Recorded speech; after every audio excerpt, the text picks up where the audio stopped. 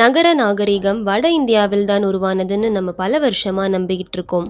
ஆனா வைகை ஆற்றங்கரையில கிடைத்த சில ஆதாரங்கள் அந்த நம்பிக்கையை மீண்டும் சிந்திக்க வைக்கின்றது.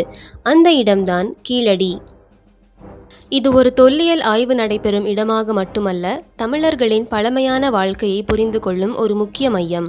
இங்கு கிடைத்த ஒவ்வொரு செங்கலும் ஒவ்வொரு மண்பாண்ட துண்டும் 2600 ஆண்டுகளுக்கு முன் இந்த நிலத்தில் வாழ்ந்த ஒரு சமூகத்தின் அறிவு, திட்டமிடல் மற்றும் வாழ்க்கை முறையை நமக்கு அமைதியாக சொல்லிக் கொண்டிருக்கிறது. கீழடி வெளிப்படுத்தும் தமிழர்களின் மறக்கப்பட்ட வரலாற்றை இந்த காணொளியில் பார்க்கலாம் வாங்க. சிவகங்கை மாவட்டத்தில் மதுரைக்கு மிக அருகிலுள்ள ஒரு அமைதியான கிராமமே கீழடி. வைகை நதிக்கரையில் அமைந்துள்ள இந்த இடத்தில் 2014ஆம் ஆண்டு இந்திய தொல்லியல் துறை அகழ்வாராய்ச்சியை தொடங்கியது. ஆரம்ப கட்டத்தில் இது ஒரு சாதாரணமான பண்டைய குடியேற்றமாக இருக்கலாம் என்றே கருதப்பட்டது. ஆனால் அகழாய்வுகள் முன்னேற ஒவ்வொரு மண்ணடுக்கின் கீழும் திட்டமிடப்பட்ட நகர அமைப்புகளும் நுட்பமான வாழ்க்கை முறையின் சுவடுகளும் வெளிப்படத் தொடங்கின. செங்கல் கட்டிடங்கள், கழிவுநீர் கால்வாய்கள், தொழில்சார் உற்பத்திக்கான அடையாளங்கள் ஆகியவை வைகை நதிக்கரையில் ஒரு செழுமையான நாகரிகம் வளர்ந்திருந்ததை தெளிவாக காட்டின. காலப்போக்கில் கீழடி ஒரு அகழாய்வு தளமாக மட்டுமல்லாமல் தமிழர்களின் பண்டைய சமூக அறிவு, நகர வாழ்க்கை, எழுத்தறிவு ஆகியவற்றை நிரூபிக்கும் முக்கியமான வரலாற்று சான்றாக மாறியது. இன்று கீழடி உலகம் முழுவதும் உள்ள தமிழர்களுக்கான அடையாளமாகவும் தென்னிந்திய வரலாற்றை புதிய கோணத்தில் அணுக வைக்கும் முக்கிய திருப்புமுனையாகவும் கருதப்படுகிறது. சரி, கீழடியில் அப்படி என்னதான் கிடைச்சது? கீழடியில் கண்டுபிடிக்கப்பட்ட செங்கல் கட்டிடங்கள் சீரற்ற முறையில் உருவானவை அல்ல. ஒரே அளவிலான செங்கற்கள், திட்டமிட்டு அமைக்கப்பட்ட வீட்டு அமைப்புகள், மேலும் கழிவுநீர் வெளியேற்றத்திற்கான மூடிய வடிகால் அமைப்புகள் அகழாய்வுகளில் கண்டுபிடிக்கப்பட்டுள்ளன. இந்த கட்டமைப்புகள் வைகை நதிக்கரையில் வாழ்ந்த மக்கள் சுத்தம், ஒழுங்கு மற்றும் நகர நிர்வாகம் குறித்த தெளிவான அறிவு பெற்றிருந்த ஒரு மேம்பட்ட சமூகமாக இருந்ததை உறுதிப்படுத்துகின்றன. கிமு 6ஆம் நூற்றாண்டிலேயே இத்தகைய நகர அமைப்பு தென்னிந்தியாவில் இருந்தது என்பது இந்திய வரலாற்றின் நகரமயமாக்கல் குறித்த பார்வையை விரிவுபடுத்தும் முக்கிய கண்டுபிடிப்பாக பார்க்கப்படுகிறது. அகழாய்வுகளில் கண்டுபிடிக்கப்பட்ட நெசவு தொழிலுக்கான தக்களிகள், சாயம் தயாரிக்கும் தொட்டிகள், கண்ணாடி மற்றும் கல்லால் செய்யப்பட்ட மணிகள், மேலும் தங்கம் மற்றும் பிற உலோக பயன்பாட்டுக்கான ஆதாரங்கள் இவையெல்லாம் கீழடி விவசாய குடியேற்றம் மட்டுமல்ல என்பதை தெளிவாக உணர்த்துகின்றன. இவை உற்பத்தி, கைத்தொழில் மற்றும் பொருளாதார நடவடிக்கைகள் திட்டமிட்ட முறையில் நடந்த ஒரு மேம்பட்ட சமூகத்தின் சான்றுகளாக விளங்குகின்றன. பருத்தி நெசவு, மணிகள் தயாரித்தல், உலோகப் பொருட்கள் உருவாக்குதல் போன்ற தொழில்கள் கீழடியில் நடைமுறையில் இருந்ததற்கான ஆதாரங்கள் கிடைத்துள்ளன. இதன் மூலம் கீழடி மக்கள் உற்பத்தி, பரிமாற்றம் மற்றும் வாணிபத்தை அடிப்படையாக கொண்டு வாழ்ந்த சமூகமாக இருந்தனர் என்பது தெளிவாகிறது. கீழடியின் மிக முக்கியமான மற்றும் உலக அளவில் கவனம் பெற்ற கண்டுபிடிப்புகளில் ஒன்று எழுத்து சான்றுகள்.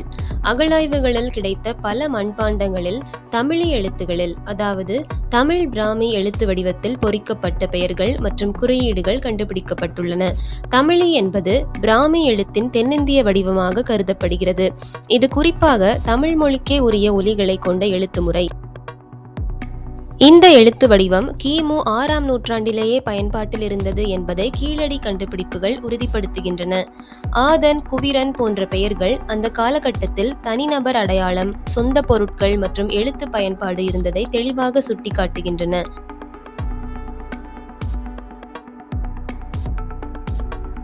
இதன் முக்கியத்துவம் என்னவென்றால், எழுத்து பயன்பாடு அரசர்களுக்கு மட்டுமல்லாமல் சாதாரண மக்களின் அன்றாட வாழ்க்கையிலும் பயன்பாட்டில் இருந்திருக்க வேண்டும் என்பதையே இது காட்டுகிறது. கீழடியில் இதுவரை நடந்த ஆய்வுகளில் அரசருக்கே உரிய அரண்மனைகள் அல்லது கோட்டைகள் போன்ற கட்டிடங்கள் கண்டுபிடிக்கப்படவில்லை. இதன் அடிப்படையில் கீழடி அதிக அதிகார மையமாக இல்லாமல் உழைப்பையும் தொழிலும் மையமாக கொண்ட சமநிலையுள்ள சமூகமாக இருந்திருக்கலாம் என்று ஆய்வாளர்கள் கருதுகின்றனர். இங்கு கிடைத்த மிக முக்கியமான ஒரு பொருள் யானை தந்தத்தினால் செய்யப்பட்ட பகடைக்காய்கள்.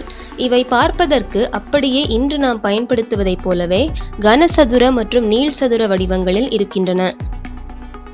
இது நமக்கு என்ன சொல்கிறதென்றால், 2600 வருடங்களுக்கு முன்பாக தமிழர்களுக்கு ஒரு பொழுதுபோக்கு இருந்திருக்கு. கணக்கு மற்றும் தந்திரம் தேவைப்படும் உள் விளையாட்டுகளை அவர்கள் அன்றைக்கே விளையாடியிருக்கிறார்கள்.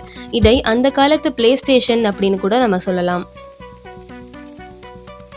அன்றைய தமிழர்கள் சுகாதாரத்தில் எவ்வளவு முன்னோடியா இருந்திருக்காங்க என்பதற்கு இங்கே கண்டெடுக்கப்பட்ட ரிங் வெல்ஸ் என்று சொல்லக்கூடிய உறை கிணறுகள் தான் சாட்சி. சுடுமண்ணால் ஆன வளையங்களை ஒன்றன் மேல் ஒன்றாக அடுக்கி இந்த கிணறுகளை உருவாக்கியிருக்கிறார்கள். அது மட்டுமல்லாமல் தண்ணீரை சுத்திகரிக்க மணல் மற்றும் கரியை பயன்படுத்தி ஒரு பிரத்யேக வடிகட்டி முறையை, அதாவது ஃபில்ட்ரேஷன் சிஸ்டமை அவர்கள் கையாண்டிருக்கிறார்கள். இன்றைக்கு நாம் பயன்படுத்தக்கூடிய வாட்டர் பியூரிஃபையர் நுட்பத்தை 2600 வருடங்களுக்கு முன்பாகவே தமிழர்கள் பயன்படுத்தியிருக்கிறார்கள் என்பது உலக ஆராய்ச்சியாளர்களையே வியக்க வைக்கிறது. கீழடி மக்கள் நாகரிகத்தில் மட்டுமல்ல, ஃபேஷன் உணர்விலும் மிக உயர்ந்திருந்தார்கள். அங்கே ஆயிரக்கணக்கான எண்ணிக்கையில் கார்னேலியன், குவார்ட்ஸ் மற்றும் அமேத்திஸ்ட் போன்ற விலை உயர்ந்த கற்களால் ஆன மணிகள் கிடைத்துள்ளன. இதில் ஆச்சரியமான விஷயம் என்னவென்றால், இந்த கார்னேலியன் கற்கள் தமிழகத்தில் இயற்கையாக கிடைக்காது. இவை குஜராத் மற்றும் மகாராஷ்டிரா பகுதிகளில் இருந்துதான் வர வேண்டும். அப்படியென்றால் அன்றைய தமிழர்கள் இந்தியா முழுக்க ஒரு மிகப்பெரிய வணிக தொடர்பை, அதாவது இன்டர்ஸ்டேட் ட்ரேட் நெட்வொர்க்கை வைத்திருந்தார்கள் என்பது உறுதியாகிறது. கீழடியில் கண்டெடுக்கப்பட்ட குடியிருப்பு பகுதிகளில் இதுவரை ஒரு கோவிலோ சிலையோ அல்லது குறிப்பிட்ட மத அடையாளங்களோ கிடைக்கவில்லை என்பதுதான் வரலாற்று அறிஞர்களிடையே பெரிய விவாதத்தை ஏற்படுத்தியுள்ளது.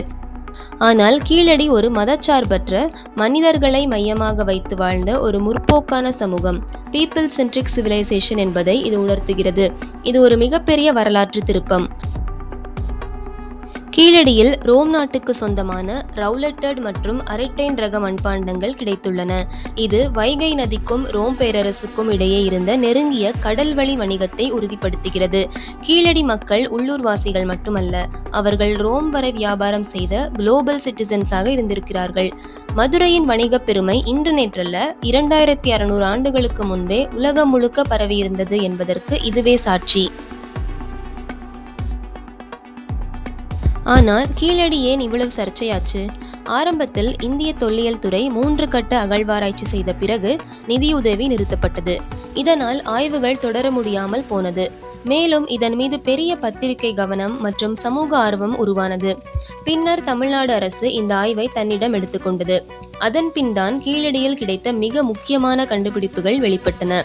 ஆராய்ச்சியிலிருந்து கிடைத்த மண்பாண்டங்கள் மற்றும் எலும்பு சான்றுகள் அமெரிக்காவின் மியாமி ஆராய்ச்சி கூடத்தில் கார்பன் டேட்டிங் சோதனைக்காக அனுப்பப்பட்டன. சோதனைக்கு பிறகு கீழடி கிமு 6ஆம் நூற்றாண்டை சார்ந்தது என்றும் சுமார் 580 BCE என உறுதிப்படுத்தப்பட்டது. இதன் அர்த்தம் என்னவென்றால், இந்த நகரமானது நாம் நினைத்ததை விட 300 ஆண்டுகள் பழமையானது. மேலும் சங்க இலக்கியங்களில் விவரிக்கப்பட்ட நகர வாழ்க்கை குறித்த வரலாறு அகழ்வாராய்ச்சி மூலம் முழுமையாக ஆதாரம் பெற்றது. இதனால் இந்திய வரலாற்றின் காலக்கணக்கை மட்டுமல்ல, தமிழக நாகரிகத்தின் முன்னேற்றமும் சங்ககால மக்கள் வாழ்ந்த திறமைமிக்க வாழ்க்கை முறையும் முழுமையாக புரிந்து கொள்ள புதிய வாய்ப்புகளை உருவாக்கியுள்ளது. சங்க இலக்கியங்கள் வெறும் கற்பனைகள் என சொல்லப்பட்டவர்களுக்கு கீழடி ஒரு நேரடி பதில். பட்டினப்பாலை மற்றும் மதுரை காஞ்சி போன்ற சங்க இலக்கியங்களில் விவரிக்கப்பட்ட நகர வாழ்க்கை, வணிகம், கட்டிட அமைப்பு மற்றும் சமூக உறவுகள் இவையெல்லாம் அகழ்வாராய்ச்சியில் கண்டுபிடிக்கப்பட்ட வீடுகள், வடிகால்கள், மண்பாண்டங்கள் மற்றும் பிற பொருட்களால் மண்ணில் ஆதாரமாக உறுதிப்படுத்தப்பட்டுள்ளது. குறிப்பாக கீழடியில் கண்டெடுக்கப்பட்ட பல மண்பாண்டங்களில் காணப்படும் கிராஃபிட்டி மார்க்ஸ் என சொல்லப்படும் குறியீடுகள் மற்றும் தமிழ் பிராமி எழுத்துக்கள் சிந்து சமவெளி நகரங்களில் காணப்படும் குறியீடுகளுடன் சில ஒத்துப்போகும் அம்சங்களை கொண்டுள்ளன. இதனால் சில வரலாற்று ஆய்வாளர்கள் தென்னிந்திய நாகரிகம் சிந்து சமவெளி நகரங்களுடன் ஒரு விதத்தில் தொடர்ச்சி கொண்டதாக இருக்கக்கூடும் என கருதுகின்றனர். இது உலக வரலாற்றில் தென்னிந்திய நாகரிகத்தின் தனித்துவத்தையும் அதன் நுட்பமான சமூக மற்றும் நகர்வியல் அமைப்பையும் வெளிப்படுத்தும் முக்கிய ஆதாரமாகும். கீழடி அகழாய்வு தமிழர் சமூகத்தின் பழமை, நகர வாழ்வு மற்றும் அறிவுத்திறனை புதிய கோணத்தில் புரிந்து கொள்ள உதவும் முக்கிய வரலாற்று சான்றாக அமைந்துள்ளது. இது வரலாற்றை மாற்ற முடிவு அல்ல, ஆனால் அதை மீண்டும் ஆராய தூண்டும் ஒரு முக்கிய தொடக்கம். இந்த வீடியோ பிடிச்சிருந்தா லைக் பண்ணுங்க, ஷேர் பண்ணுங்க, சப்ஸ்கிரைப் பண்ணுங்க. மீண்டும் அடுத்த வீடியோவில் சந்திக்கலாம். நன்றி.